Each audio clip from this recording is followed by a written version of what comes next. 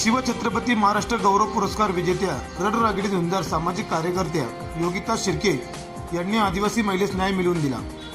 महिला व बालविकास प्रकल्प टोकावडे यांचा भोंगल कारभार केला उघड। साचोले ग्रामपंचायत हद्दीतील काचोरे बुद्रुक गावातील श्रीमती लता कल्पेश केवारी यांची शासनाच्या नियमानुसार अंगणवाडी मदतनीस पदासाठी निवड झाली असताना महिला व बालविकास प्रकल्प अधिकारी मुरबाड कल्पना देशमुख यांनी 5 ते 6 महिने उलटून गेले तरी लता केवारी यांना नियुक्तीपत्र देण्यास टाळाटाळ केली जात होती व उडवाउडीची उत्तरे दिली जात होती।